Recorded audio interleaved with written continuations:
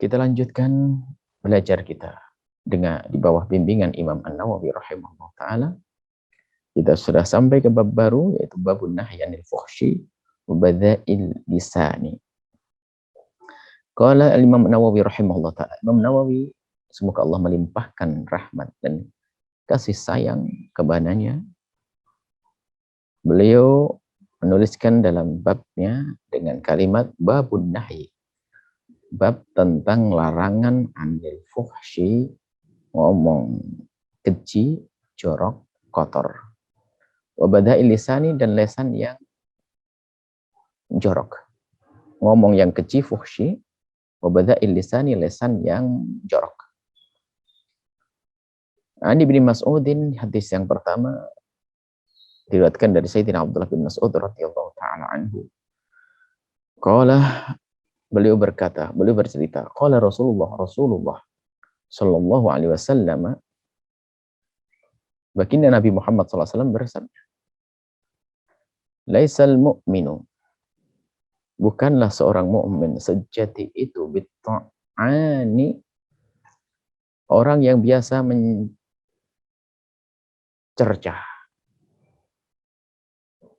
walal la'ani, dan tidak biasa mengutuk, walal fahishi, dan tidak biasa ngomong yang keji, ngomong jorok, ngomong keji, fahsh, walal badhi, bukan orang yang kotor lesannya, jorok lesannya. Rawahu Tirmidzi. Hadis diriwayatkan Imam At-Tirmidzi rahimahullah taala. Dalam hadis ini Nabi meniadakan, menafikan ilmu, menafikan iman dari orang-orang yang biasa dengan mengutuk, mencaci. Mengutuk dan mencaci. Yaitu orang yang dalam ini di sini disebutkan dengan sifat mubalaghah. Artinya bukan sekali mencaci. Kalau sekali mencaci seorang beriman bisa saja karena emosinya yang tidak terkontrol lalu dia mengucapkan kalimat-kalimat yang sifatnya mencaci atau mengutuk. Tapi sesaat terjadi, jarang sekali. Tapi ada orang yang hidupnya itu adalah memang mengutuk, mencaci, naudzubillah. Maka inilah yang dinafikan keimanannya. Nah, dinafikan keimanannya.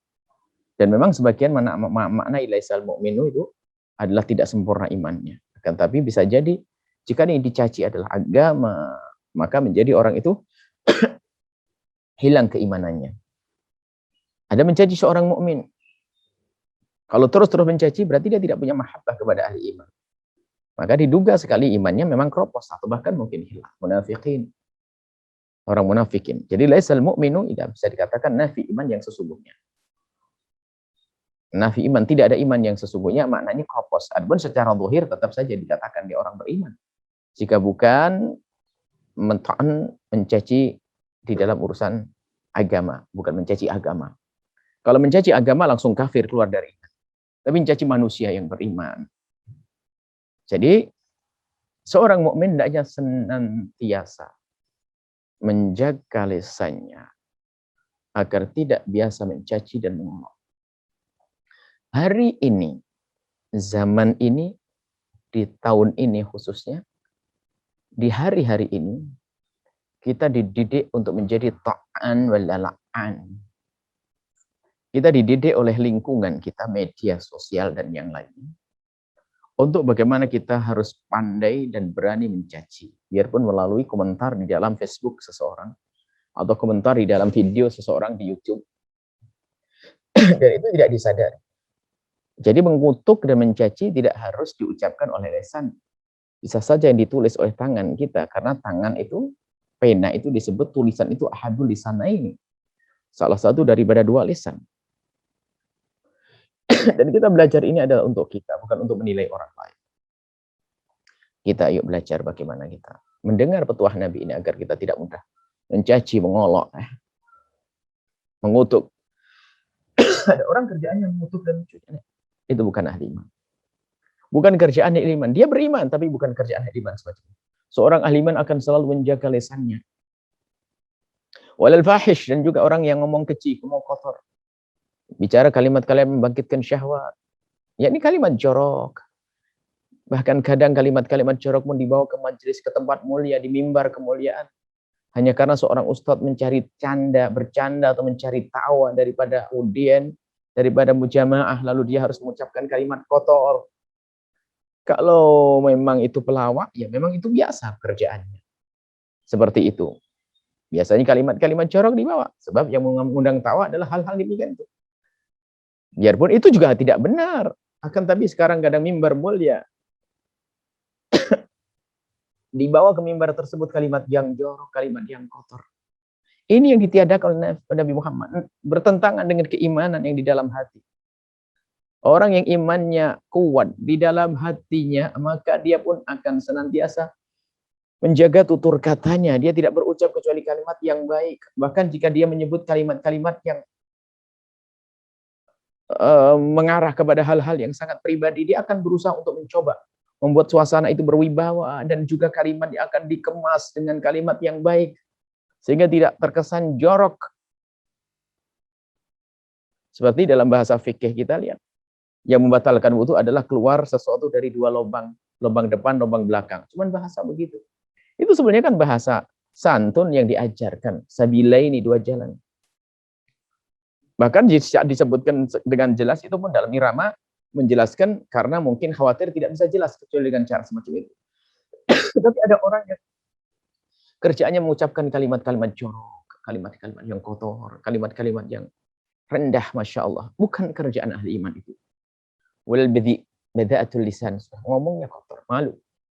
Sehingga kita dengar saja malu. Dengar saja risih. Bahkan orang yang sangat awam pun sangat risih karena diucapkan oleh seorang ustadz. Maka dari itu dimulai daripada orang pembimbing tertinggi, yaitu para ustadz. Hendaknya jangan mudah mengutuk siapapun.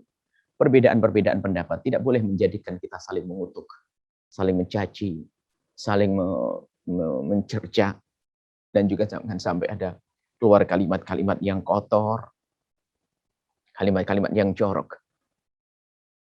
Nah ini, khusus mengutuk ini ada bab lain lagi. Mengutuk ini kadang-kadang seorang ibu pun karena kebiasaan. Kadang-kadang seorang ibu itu mengutuk anak-anaknya. Allah. Ya karena marah. Mendoakan jelek. Mengutuk itu mendoakan jelek. Dalam hadis sahih, Nabi pernah menyebutkan, Allahumma inni basyarun. Allahumma inni basyarun. Aku adalah manusia. Ya Allah. Antiqu. Aku berucap bil ghadabi war ridho. Nabi bisa marah. Cuman marah Nabi adalah marah yang syar'i.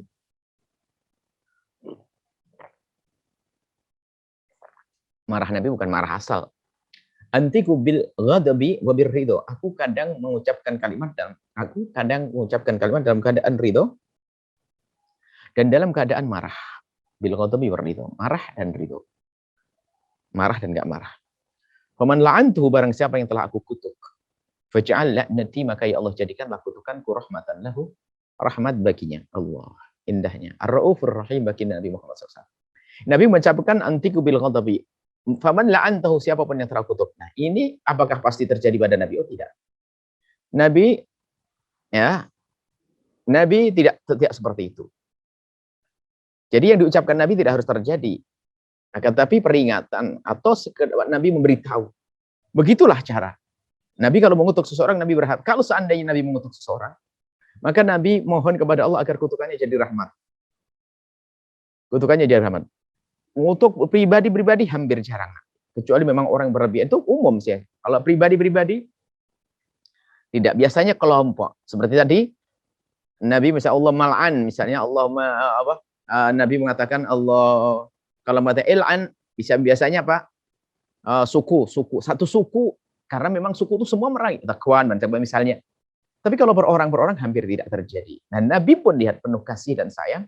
Jika seandainya ada yang dikutuk, maka Nabi memohon kepada Allah agar kutukannya itu menjadi rahmat bagi. Tapi Nabi tidak pernah melakukan itu. Kutukan Nabi mengutuk itu adalah menjelaskan, bukan berarti mengutuk orang per orang begitu. Seperti Nabi mengatakan la'an masal ta'an. Allahumma misalnya la'anallahu al-mutasyabihina minar rijal. Allah, Nabi juga Allah mal'anhum. Nabi mengatakan begitu. Misalnya Dalam banyak ada riwayat yang mengatakan Allah mal'un, awal mal'anhun, Allah mal'an. Jadi itu umum, bukan orang per orang, karena memang kerjaannya berlebihan seperti yang terjadi di Bir Ma'unah waktu Qurra, seorang kelompok ahli Quran, penghafal Quran dibunuh. Nah, ini kan kejahatan yang berlebihan. Itu Nabi mengutuk semuanya yang ada di situ. Maksudnya mendoakan, karena apa? Ini adalah doa semoga Allah berikan kemenangan dan Allah hancurkan mereka. Baik, Nabi adalah penuh kasih. Dalam doanya seperti Allahumma inni basyarun antiku bil ghadabi bir ridha faman la'antuhu faj'al la'nati rahmatan lahu Allah. Ajib. Ini Nabi Muhammad sallallahu alaihi wasallam. Baik, kemudian kitab juga, karena ini disebutnya la'an itu adalah la'an yang kerjaannya terus mengutuk. Tapi bisa jadi seseorang itu mengucapkan kalimat yang tidak baik di saat marah dalam keadaan tertentu karena mungkin dia tidak bisa menahan. Disebutkan dalam Al-Quran, la yuhibbullahu al-jahra bisu'i minal qawli. Allah tidak senang siapapun yang mengucapkan kalimat dengan jelek. Allah tidak senang dengan kalimat-kalimat yang kotor.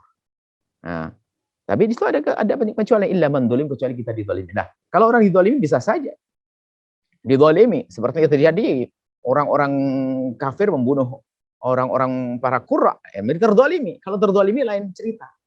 Dalam keadaan terzalimi bisa saja kita mendoakan, memohon kepada Allah agar Allah menghancurkan dia. Terzalimi. Terzalimi yang sangat dibantai, dibunuh, Masya Allah. Seperti ada, ya Allah hancurkanlah orang-orang yang memusuhi kaum muslimin yang ada di Hindia. Hancurkanlah orang-orang yang memusuhi kaum muslimin yang ada di Palestina. Ya sah. Karena apa? Terzalimi.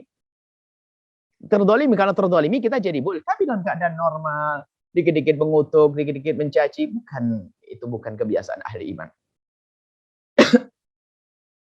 Hadis tadi diriwayatkan oleh Imam At-Tirmidzi rahimahullah taala.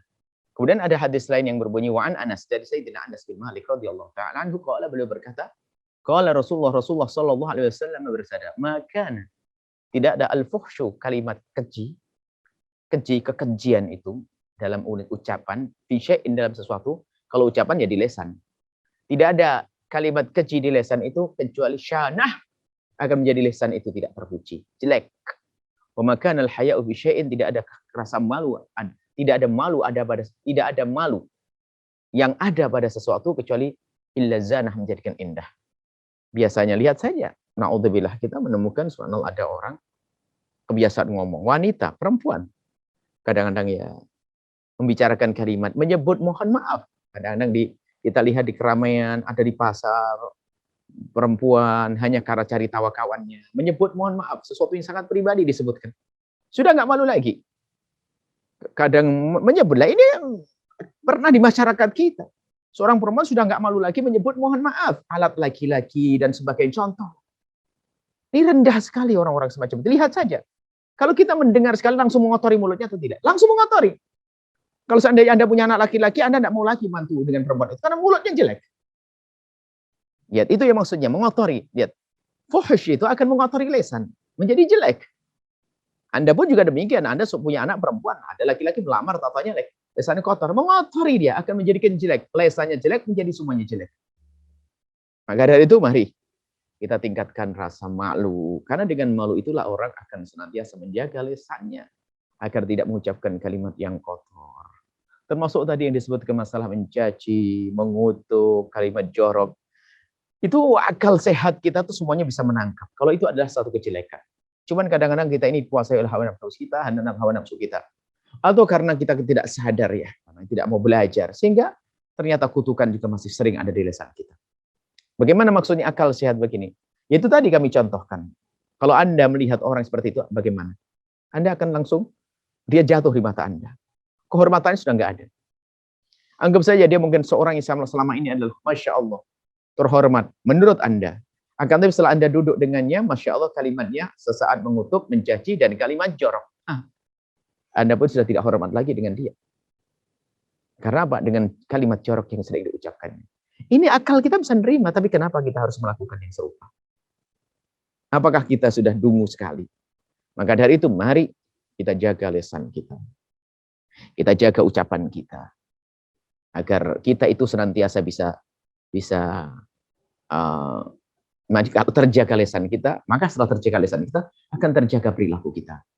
Dan juga ingat, lesan itu betul bentuknya kecil, tapi bisa menjadikan sebab petaka yang besar.